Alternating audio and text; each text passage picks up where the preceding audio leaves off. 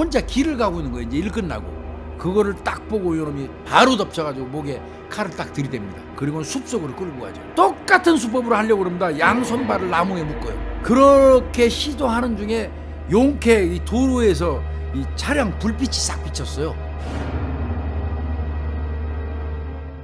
한국의 살인사건 40번째 사건입니다. 네. 김대두.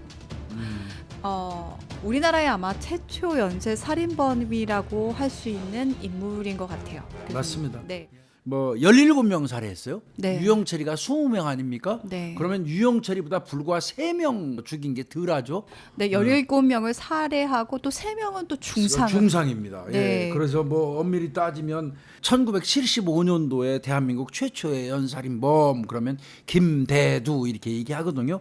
49년 10월 11일생이라고 그러는데 전남 영암 확산면 은곡리에서 태어났다고 합니다. 범행을 하기 전에 이미 폭력 전과가 2개 정도 있었다고 그러는데 폭력 1개는 뭐 경미에서 구속은 안 됐던 것 같고요. 집행유예. 예, 2번째 거는 이제 징역 1년을 살게 되죠. 이 사람은 그 농촌 마을에서 3남 4녀 중에 장남으로 태어났다고 그래요. 네. 그런데 아마 시골치고는 아버지가 교육열이 상당히 높았나 봐요. 네, 그런데 나 또 장남이잖아요. 장남이니까 이제 그렇죠. 그 당시에는 장남은 가르치려고 그러죠. 네, 그래서 시골에서 장남으로 태어났는데 이제 아버지가 학구열이 되게 높다 보니까 그러니까요. 아들을 교육시키고 싶었는데 아들이 또 그에 미치지 그렇습니다. 못했습니다. 대도시로 내보내가지고 인류 중학교 입학하기를 바랬던 것 같은데 사실상 실패를 했어요. 근데 김대두가 머리가 상당히 안 좋았다고 합니다. 그러니까 15살에 초등학교 졸업했어요. 그러니까 15살에. 이 사실 때문에 혹자들은 발달 장애가 좀 있었던 사람이 아닌가라는 얘기도 하고 그 있어요. 얘기해요. 네. 대도시 광주를 보내요. 그러니까 영암에서 대도시라고 그러면 광주 아니겠습니까? 광주 보내서 중학교 보내려고 하는데 떨어지니까 재수까지 시켜요. 재수까지 시켰는데도 안 되고 계속 탈선이 나고 엉뚱한 짓을 하고 그러니까 기대에 못 미치다 보니까 아버지도 포기했겠죠. 네. 그래서 급기야 중학교를 포기합니다. 그리고 집에서 농사일을 좀 해요. 아버지하고 갈등이 있는 거예요, 이제. 그렇죠. 애새끼 배기 싫은 거지, 아버지 입장에서는. 이 새끼 내가 농사일 해가지고라도 장남이니까 어떻게 한번 키워보려고 광주까지 보내서 중학교 가라고 재수까지 시켰는데 엉뚱한 짓이나 하니까 아버지하고 이제 갈등이 생겼겠죠. 그러다 보니까 17살이 되는 해에 집에서 농사일이나 돕고 하다가 그 해에 이제 자기 딴에는 꼴에 큰 돈 벌겠다. 내가 아버지한테 제대로 한번 보여주겠다 이런 거겠죠. 그래서 거기서 나간 게 이제 거기서 가까운 대도시는 목포예요. 목포. 예, 목포로 갑니다. 예, 목포로 가서 한 달 정도는 뭐 농사일 배웠으니까 목포에도 농장이 있었대요. 그 다음에는 광주로 가요. 목포에서. 그래서 양복점에 취직해서 한 1년 있습니다. 여기서는. 네. 양복점 가고 거기서도 또 한 1년 있다가 임실 같은 데로 가요. 전북 임실이죠. 임실 뭐 이런 데 등등을 떠돌면서 이제 막 머슴살이도 하고요. 그러니까 뭐 농장인지 농방인지 한 달 배기. 그 다음에 광주로 가고 그래도 양복점에서는 1년 있었어요. 그 다음에 임실 뭐 이런 데 다니면서 막노동하고 머슴살이도 하고 품팔이 그게 한 5년이에요. 네. 그 5년 동안 아마 김대두는 굉장히 서름받고 나름대로는 불만이 있는 삶을 살았던 것 같아요. 그리고 이제 못 견디겠으니까 한 5년 지난 다음에 72년도 11월 달에 귀향합니다. 집으로 다시 가요. 그때가 김대두가 거의 24살 정도 예, 됐을 맞습니다. 때예요. 거기서 집에 왔는데 집에 또 한 달밖에 안 있어요. 한 달. 한 달. 예, 한 달 있으면서 아버지하고 못 견뎠나 봐요, 또. 그래서 집에서 5만 원 받아가지고요. 그때 드디어 서울로 올라옵니다. 예, 서울로 와가지고 성북구 송천동에 있는 집을 얻었는데 보증금 10,000원에다가 월세 3,000원짜리 그러니까 그 당시 5만 원이면 큰 돈인 돈을 거예요. 갖고 올라온 거예요. 그런데 왔으면은 그렇게 방을 얻고 이제 둥지를 틀었으면 일을 해야 되잖아요. 마땅한 게 없었나 봐요. 그냥 서울 시내만 배회하면서 그냥 세월을 보낸 거예요. 그러다 보니까 돈도 금방 다 떨어지죠. 예. 그리고 24살이면 교수님 그때 과거에는 군대 가야 되는 나이 아닌가요? 그러면 그 이전에 이제 군대도 얘가 지원을 해요. 사실은 군대 가보려고. 그런데 워낙에 허약하다 보니까 군대도 못 갑니다. 거기서 아마 또 좌절감 느꼈나 봐요. 그러니까요. 네. 그러다 보니까 범죄의 길로 어떻게 보면 들어간 것 같은데 사전에 말씀드리지만 이미 73년도 5월 16일 날 폭력 전과로 이 폭력 한번 일으켜갖고 집행유예 받으면서 전과자 돼요. 네. 그 다음에 74년도 7월 26일 날 누가 또 무시했다고 그때 때려가지고 징역을 살고 나와서 75년도에 수원교도소에서 출소하는데 이 수원교도소는 의미하는 바가 있어요. 이 수원교도소를 인연으로 해가지고 이 출소한 사람을 만나게 되거든요. 네. 그러니까 얘가 교도소를 거친 거는 광주교도소하고 수원교도소인데 수원교도소에서 75년도 5월 17일 날 나와가지고 교도소에서 나온 다음에 이제 집으로 갔던 거란 말이에요. 네. 근데 가서 생각해 보세요. 어디 아들내미가 또 집 나갔다가 돈을 가지고 갔는데 교도소 전과자가 돼가지고 왔어요. 돌아온 거죠. 예. 그랬을 때 얼마나 집 식구들은 말도 못했을 겁니다.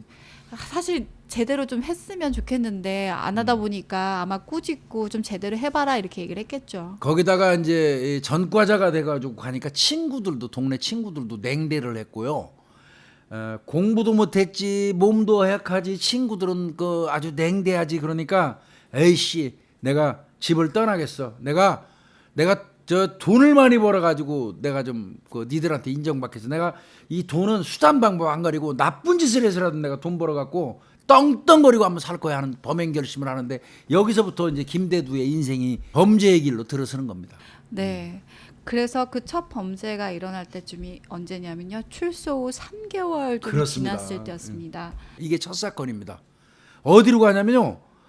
새벽에 이제 전남 광산군이에요. 광산군이 지금 현재는 광주시 광산구예요. 새벽에 전남 광산군 임곡면 외딴 집에 안방으로 다이렉트로 복면 쓰고 침입해가지고 잠에서 저 주인이 뻘떡 깼겠죠. 네. 62살 먹은 안모 씨.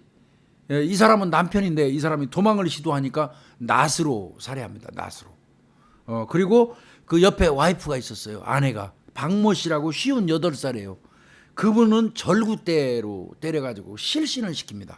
그러니까 절구대가 뭐냐면 이렇게 절구 이렇게 찢는 거 이렇게 네, 둔기입니다. 엄청난 네. 둔기예요. 무게가 엄청 무겁거든요. 예, 그러니까 남자 안모 씨 남편은 낫으로 그 사람 막 이제 안방으로 확 들어가니까 뻘떡 일어나고 그 사람이 도망을 치려고 했나 봐요. 그걸 이제 이 등을 이제 낫으로 막 찔러가지고 살해했고 아내는 그 절구대로 때려가지고 이제 이거 자기 나름대로는 살해를 시도한 건데 정말 다행인 게 살았어요. 그분은 실신만 해서 살았고 아마 김대두 입장에서는 그 아내 되시는 분이 죽었다고 판단했겠죠. 네. 그러니까 더 이상 공격을 안 했던 것 같은데 낫을 사용하지 않았다는 게 그분이 살 수 있었던 것 같습니다. 그러니까 김대두가 현장에서 김대두의 현장에서 살아남은 분들은 있어요. 근데 그게 김대두가 일부러 살려준 것이 아니라 그렇죠. 본인은 죽었다라고 판단을 해서 착각이죠. 현장을 떠났는데 사신 거거든요. 맞습니다. 그러고 나서 이놈이 그 집에서 훔친 게요. 그 후라시 뭐 란튼이라고 그러나요? 후레쉬 하나 그다음에 손목시계 한 점이에요. 그러니까 본인한테 어쨌든 필요하다 보니까 후레쉬를 가져간 거잖아요. 그렇죠. 밤길에 이러고. 그리고 나서 그러니까 거기에서 절취한 건 없는 거예요. 그거 후레쉬 하나 손목시계 한 점이고요. 그 범행을 하고 난 다음에 바로 어디로 가냐면 목포역으로 가서 거기서 순천행 기차를 타요. 그 순천행 기차를 타서 거기서 수원교도소 동기를 만나요. 그게 바로 김회운입니다. 그 당시 29살. 김회운이를 우연히 만나가지고 거기서 앞으로 한탕 하자는 모의를 합니다. 김회운이를 잘 아마 설득을 한 것 같아요. 그래서 한탕 하자고. 그러니까 김혜원이가 집에서 25,000원 훔쳐갖고 나옵니다. 비용하자고. 예. 그래서 목포로 갑니다. 목포로 둘이서. 네. 그래서 거기서 한 3일 같이 있어요. 그러니까 그러면서 네. 또 그 범죄 도구를 사더라고요. 거기서 범죄소구 사요. 네. 제크나이프를 김대두는 선호한 것 같고요. 이발소용 면도칼을 김혜원이가 산단 말이에요. 둘이 구입을 하고 한 3일 목포에서 이제 그 25,000원 김혜원이가 집에서 훔쳐갖고 나온 거 가지고 소일하면서 썼잖아요. 돈이 떨어졌어요. 그러니까 이제 야 한탕 하자.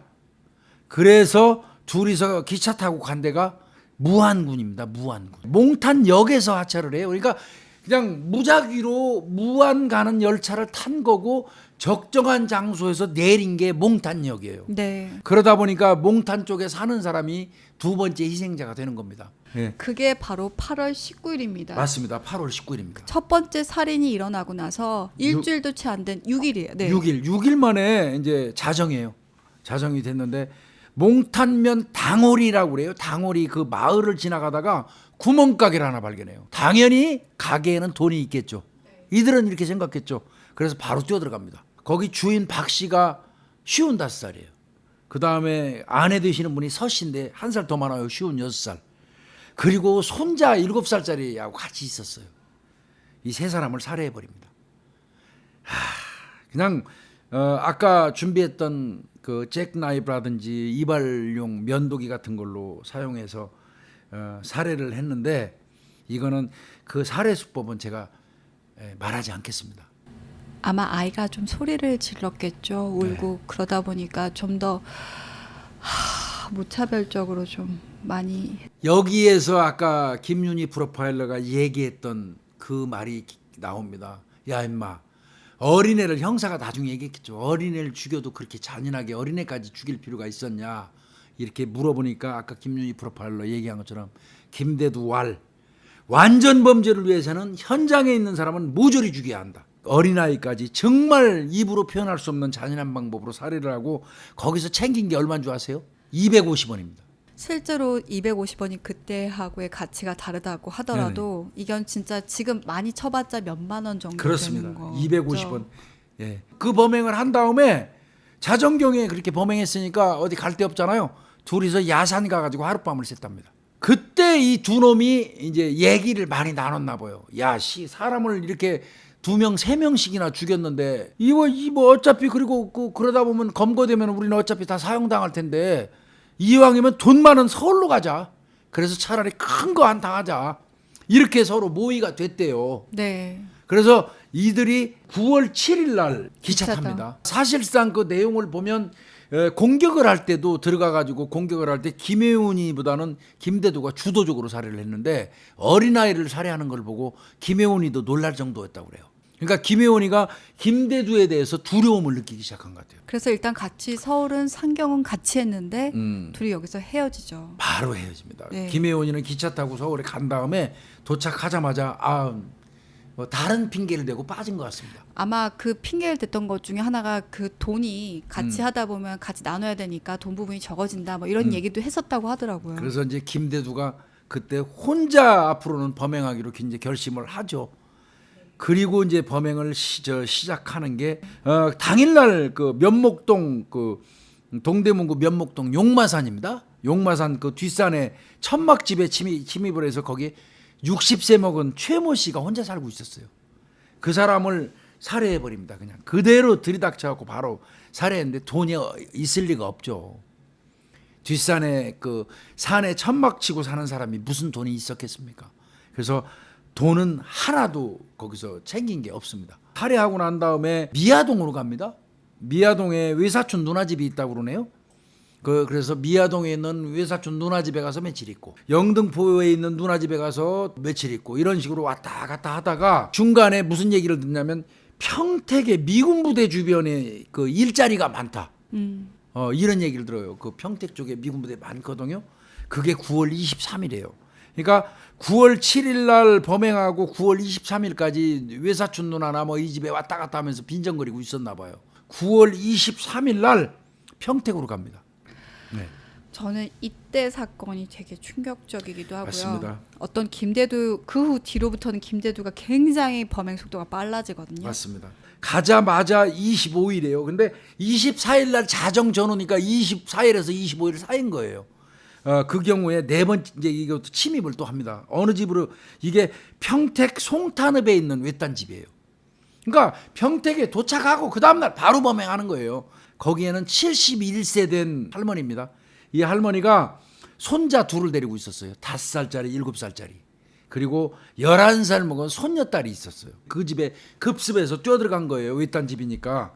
그리고는 뭐 둔기로 그냥 마구잡이로 그 휘둘러 가지고 사실은 현장에 갔을 때 이 양씨 할머니하고 이 어린애 손자 둘 5살 7살짜리 아이들은 얼굴을 알아볼 수가 없을 정도로 안면부가 함몰될 정도로 집단 공격을 했다는 겁니다. 그렇게 살해를 하고요. 와, 이것도 충격적인 얘기가 나옵니다. 그 당시에 이놈이 사용한 거는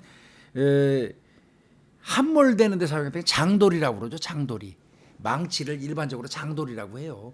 그 장돌이를 사용했는데 심지어는 장돌이를 마구 휘두르다 보니까 나무가 부러질 정도까지, 손잡이 나무가 그 정도로 할머니와 손자 둘을 살해하고, 진짜 대단히 무서운 거는 손녀 같은 경우는 그 현장에서 집에서 발견된 게 아니에요. 집에서 약 한 150m 떨어진 야산에서 손녀가 발견이 됩니다. 손발이 나무에 묶인 상태에서 얼굴에 보자기를 씌워놨는데 온몸을 아까 얘기했던 이 둔기 그걸로 얼마나 많이 그 공격을 했는지 알아볼 수가 없을 정도로 그렇게 심한 그 공격흔이 있었다고 합니다. 그런 놈이 이틀 만에, 이번에는 75년 9월 27일 날 새벽입니다.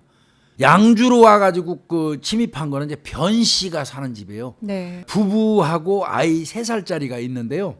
거기에 또 10대 자녀가 2명 있었어요. 네. 그러니까 아마 식구는 5식구였던 것 같습니다. 침입했을 때. 그런데 거기서 살해한 거는 부부, 그 다음에 3살짜리 아이는 사망을 했고요. 10대 자녀도 아까 김윤희 프로파일러가 얘기한 것처럼 김대두 입장에서는 죽었다고 봤을 겁니다. 그런데 다행히 10대 자녀 2명은 중상만 입고 살아났습니다. 그렇게 해서 2만 1,000원을 경기도 양주군에서 훔치고 3사람을 죽이고 2사람을 중상을 입히고, 이제 이러다 보니까 막 언론에서 이제 드디어 보도가 되기 시작했어요. 그렇게 이제 언론 보도가 나고 경찰이 이제 수사가 개시되니까 이놈이 양주에서 버스 타고 이제 안양으로 도망갔다가 안양에서 이제 부곡으로 갔다가 다시 이제 수원으로 또 도망을. 이번에 9월 30일이에요. 불과 3일입니다. 3일. 네. 그거는 초저녁입니다. 8시경입니다. 8시경. 경기도 시흥군 남면, 그것도 외딴 집이에요. 거기에는 28세 된 윤모 씨라고 애엄마가 있었어요. 28살 먹은. 그리고 3개월 된 딸이 있습니다. 딸. 그러니까 100일도 채 안 된 딸인 거죠. 그렇죠. 석 달 된 딸 있는데 여기 뛰어들어가서 둔기하고 예기를 사용해서 윤 씨를 강간하고 난 다음에 살해합니다. 강간하고 살해하고요. 아이가 울었겠죠. 그래서 우는 소리 짜증난다 해가지고 이것도 아이를 살해한 방법은 표현 안 하겠습니다. 네. 아이는 장파열로 사망했습니다. 장파열로 사망했고, 이 집에서 훔친 게 2,300원입니다. 그리고 나서 수원시 우만동입니다. 우만동. 그 집도 역시 외딴 집입니다. 우만동에 있는 외딴 집에 들어가서 거기에는 38살 먹은 노 씨가 살고 있는 집이고요. 네. 아내는 전모 씨라고 37입니다. 1살 차이 나는 그 부부가 살고 있는데 2명을 살해했는데요. 그때도 둔기하고 예기를 사용했어요. 여기서 아내 37살 먹은 전 씨를 집 근처 한 100m 떨어진 야산으로 끌고 가서 알몸 상태로 양손을 결박하고 이 나무에 묶어놓은 채 성폭행을 시도한 겁니다. 이게 아까 평택 사건 손녀 11살짜리 손녀 사건하고 동일하니까 이건 누가 봐도 한 사람이 범인인 거죠. 수법이. 네. 그렇죠? 그렇게 이 범행을 해서 이때까지 16명을 살해한 거죠. 그리고는 당일날 성남시로 도주해 버립니다. 여기서는 이제 살인 사건은 아니고 하나 아주 이 본인이 검거되는데 기여한 사건 하나 저지릅니다. 당일날 성남시로 도주를 해갖고 오후 5시경이에요. 이놈이 남서울 골프장 그 인근에서 왔다 갔다 하면서 범행 대상을 물색을 하는 중이에요. 그게 이제 10월 3일이죠. 개천절. 그 남서울 골프장 캐디 21살 먹은 이모 씨가 혼자 길을 가고 있는 거예요. 이제 일 끝나고. 그거를 딱 보고 이놈이 바로 덮쳐가지고 목에 칼을 딱 들이댑니다. 그리고는 숲속으로 끌고 가죠. 그리고는 거기서 옷 다 벗겨요. 옷 다 벗기고 똑같은 수법으로 하려고 그럽니다. 양손발을 나무에 묶어요. 그 다음에 이제 강간 시도하죠. 그렇게 시도하는 중에 용케 이 도로에서 이 차량 불빛이 싹 비쳤어요. 네. 그때 차량 불빛이 싹 그 라이트가 비치니까 이 양이 그때서 사람 살려 하고 소리를 지른 거예요. 그 소리 듣자마자 김대수는 그 길로 그냥 강간 시도하다가 산속으로 도주를 하는 거죠. 그 바람에 다치기만 하고 이 여성분은 살아나죠. 그때 이 여성한테 뺏은 게 1,450원입니다. 그러니까 이놈이 이제 이 성남시에 있는 남서울 골프장에 다시 서울로 갑니다. 네. 그래서 시내를 배회하죠. 그런데 이제 이놈이 이게 또 문제가 하나 또 생기기 시작하는 거예요. 영등포 쪽을 뱅뱅 돌았어요. 영등포 역정 같은 데를. 그러다가 교도소 출소자를 한 사람 만나요. 23살 먹은 남성을. 그래가지고 이놈을 꼬여서 알겠습니다 하니까 이제 얘를 데리고 김대두가 어디로 가냐면 사촌 매형집으로 가요. 근데 이놈이 도둑놈은 도둑놈이었던 거예요. 그 이 교도소 출소했던 이놈이 사촌 매형돈 3,000원 훔치고, 그때 3,000원 큰 돈이잖아요. 네. 구두까지 훔쳐갖고 도망가 버렸어요. 그러니까 김대두는 완전 짱구 된 거죠. 사촌 매형한테 욕 배가 터지게 얻어먹은 거죠. 그러니까 그 자존심에 얼마나 열받았겠습니까, 김대두 입장에서는. 그래서 이제 10월 7일 날 거기서 쫓겨나서 이제 집을 나옵니다. 나와가지고 찾아댕겨요.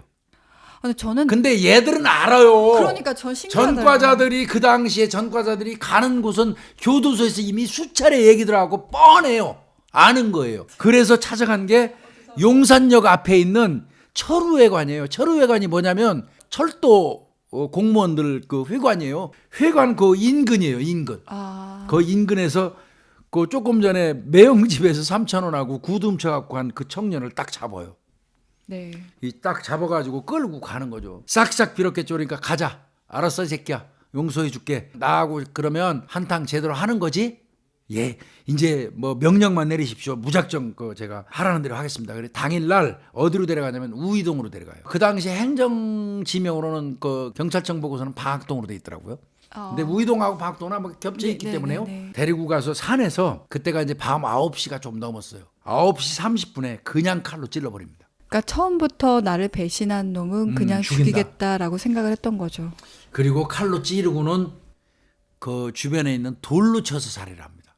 죽인 다음에 안매장을 해요. 저는 여기서 이제 김대두가 결정적으로 잡히게 된 그렇죠. 계기가 이제 이 사건 사건인데요. 때문인데 그 시체에서 바지를 벗겨요. 네. 바지를 벗겨서 가지고 오더라고요. 맞습니다. 칼로 찌르고 돌로 내리쳐가지고 살해한 다음에 안매장을 하고 묻기 전에 그 청년의 청바지를 벗기고 지갑도 이제 훔쳤어요. 이제 뺏었죠. 그래가지고 당일날은 안매장 시키고 그 옆에서 자요. 그래서 김대두가 하룻밤을 거기 셉니다. 그리고 이제 통금이 그때는 있었어요. 통금이 오후 새벽 4시에 풀렸거든요. 통금이 풀리니까 이제 바로 이제 동대문구 전농동 쪽으로 와요.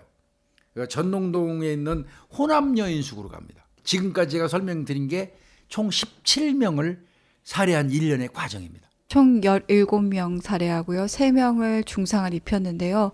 실제로 이 기간이 55일이라고 55일에 불과합니다. 자, 호남여인숙에 갔어요. 그리고는 가만히 생각하니까 요놈이 피 묻은 청바지 아니겠어요? 그때 칼로 찌르고 돌로 쳐 죽였으니까 8시 30분경에 피 묻은 청바지를 그 인근에 있는 세탁소에 맡깁니다. 근데 저는 교수님 과거에는 그 여인숙 같은 데게 그 세면 시설 없습니다. 없어서 그런 예, 거죠. 없습니다. 그냥 그때 여인숙은 그냥 잠만 자는 겁니다. 그냥 쪼그리고 그것도 방평수도 크지 않고 달랑 이불 하나 그냥 이 상태에서 잠만 잘 수 있고 씻을 수 있는 장소는 수도가거든요. 그 마당에 있는 수도가에 가지고 피 묻은 청바지를 빠르면 의심받잖아요. 네. 청바지를 가져가서 그 인근에 있는 세탁소에 맡기면서 그 세탁소는 이제 진모 씨라는 그 어머니 세탁소 여주인 54살 먹은 분한테 맡기면서 나 이거 싸마다가 코피 난 거 묻은 거예요. 세탁 좀 해주세요 하고 맡겼단 말이에요. 그런데 참 이게 촉이라는 게 참 대단한 분입니다. 이 진모 씨 이분이 아들한테 얘기를 해요. 야 이거 이상하게 생긴 놈이 와가지고 피 묻은 청바지를 맡겼는데 이거 좀 이상해. 그러니까 아들이 촉이 있어요. 그분이 그 당시에 26살인데 이분은 얘기해도 되나요? 하근배 씨예요. 이름이 하근배 씨. 잡았던 분이니까 이분이 어머니 얘기 딱 듣고 바로 청량리 경찰서 역전파출소가 관할 파출소예요. 청량리 경찰서 역전파출소에다가 신고 딱 합니다. 그러니까 형사들이 득달같이 나왔겠죠. 네. 세탁소 주변에서 딱 숨어있다가 옷 찾으러 올 거 아니에요. 이 새끼 딱 잡았어요. 오후 4시에. 그러니까 되게 일찍 찾으러 왔더라고요. 빨리 입고 딴 데로 가야 되잖아요. 그래가지고 그러니까 오후 4시에 이 새끼가 나타난 거죠. 8시 반에 맺겠잖아요, 아침에. 네. 그리고 오후 4시에 이제 한잠 잤을 거 아니에요. 네. 그리고는 오후 4시에 찾으러 오는데 경찰이 딱 덮쳐갖고 형사 둘이 잡아요. 그래가지고 너 이거 피 묻은 청바지가 어떻게 된 거야? 그러니까 전날 친구하고 싸우다가 코피 나서 묻은 거다. 이렇게 오리발 내밀죠. 근데 딱 보면 알잖아요. 느낌이. 그런데 수배 몽타지가 있었잖아요. 그리고 김대두 얼굴을 나중에 보면 알겠지만 특징이 엄청 많아요. 네. 그 또 워낙 또 너무 말랐기 때문에 예수하니까. 그 딱 봤을 때 그 느낌이 딱 올 수밖에 없어요. 맞습니다. 네. 맞습니다. 형사들 눈이 있잖아요. 딱 보니까 이거 수배돼 있는 살인범하고 몽타주가 비슷하거든요. 경찰서로 끌고 와서 쪼개는 거죠. 쉽게 얘기해서. 그랬더니 이 새끼가 결국 줄줄줄 부른 게 아까 말씀드린 것처럼 75년 8월 13일부터 네. 75년 10월 7일까지 55일간 17명을 살해하고 3명한테 중상을 입힌, 사용한 무기는 칼, 돌, 망치. 이놈이 총 강취한 금액은 26,800원. 고추 15근.